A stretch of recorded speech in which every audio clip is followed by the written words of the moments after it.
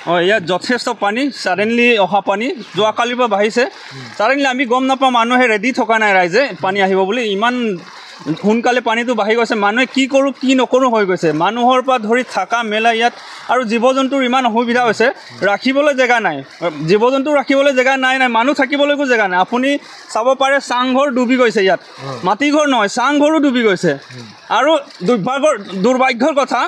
এতিয়ালৈকে ডিষ্ট্ৰিক্ট প্ৰশাসনে জিলা প্ৰশাসন আৰু ইয়াৰ লোকেল MLA কোনেও ইয়াত খবৰ ল'বলৈ অহা নাই এতিয়ালৈকে গম পাইছে কিন্তু খবৰ ল'বলৈ কোনে অহা নাই বাৰে বাৰে আমি জনাই আছোঁ যে আমাৰ ইয়াত এনেকুৱা হৈছে অসুবিধা হৈছে বৰষুণ তাৰ ওপৰত বৰষুণ দিয়ে আছে যথেষ্ট পানী এতিয়াও বাঢ়ি আছে আৰু ৰাতিলৈকে কি হ'ব আমি ক'ব নোৱাৰোঁ এতিয়ালৈকে সেইকাৰণে আমি জিলা প্ৰশাসনক আমি জনাওঁ যে জলদি আহক আপোনালোকে যি ব্যৱস্থা ল'ব লাগে লওক এতিয়া এইটো পাৰতে ইমান পানী আৰু চাপৰিৰ ফালে আৰু ইয়াতকৈ বহুত ডাঙৰ পানী আছে আমি জিলা প্ৰশাসনে এইটোৱে অনুৰোধ কৰোঁ জলদি সোনকালে কুইক ডিচিশ্যন লওক আমাৰ ইয়াত হয় যাতে জিলা প্ৰশাসনে সোনকালে সমস্যা সমাধান কৰাৰ ক্ষেত্ৰত যাতে ভূমিকা পালন কৰে তাৰ কাৰণে আহ্বান জনাইছে আৰু এইখিনিতে এটা কথা ক'ব লাগিব যে যিটো পথৰ ওপৰত এতিয়া টুলুঙা নাও চলাৰ সমান্তৰালভাৱে একাংশ ৰাইজে কলগছৰ ভূঁ তৈয়াৰ কৰি যাতায়াত অব্যাহত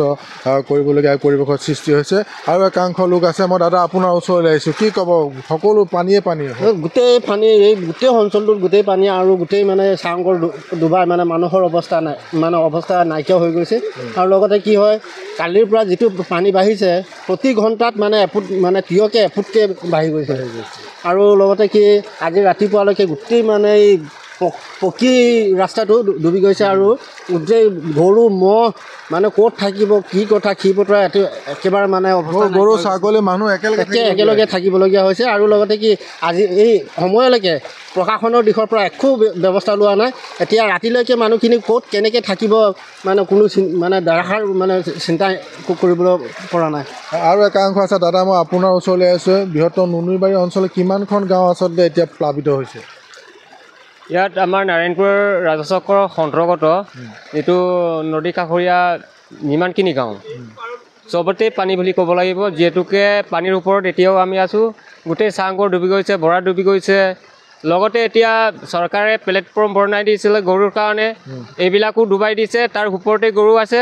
গতিকে এইটো তৎকালীনভাৱে প্ৰশাসনে নাও মেচিন লৈ পেলাই বাম জেগালৈ গৰু ম'হবিলাক নিব লাগে বুলি মই ভাবোঁ এতিয়া ইয়াতে নুনিবাৰী চকিয়াল আৰু নুনিবাৰী চকিয়াল পাদি আৰু লগতে চেঙেলুটি মাজুলীৰ পৰা ধৰি মাজুলী যিমানখিনি ব্ৰহ্মপুত্ৰৰ ওচৰত আছে গোটেই প্লাবিত আৰু লগতে টিকিৰাই ডিগ্ৰমুখ এইফালে বানৰমুখ কেৰকেৰ তেনেকৈ বহুত কণ গাঁও আছে মানে গতিকে চবেই এতিয়া উপায়ন্তৰ হৈছে গতিকে প্ৰশাসনে আমাক ব্যৱস্থা এটা কৰি দিব প্ৰশাসনে যাতে সোনকালে ব্যৱস্থা কৰে তাৰ আহ্বান জনাইছে মই এটা পৰিৱেশ ভিডিঅ' জানিছোঁ দেখাবৰ কাৰণে আহ্বান জনাইছোঁ এনেদৰে আচলতে সোৱণশিৰি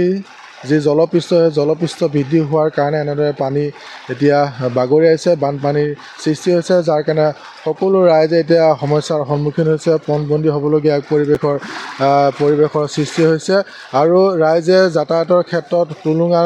নাও বা কলগছৰ ভূ ব্যৱহাৰ কৰিছে কোনোমতে অহা যোৱা কৰিবৰ কাৰণে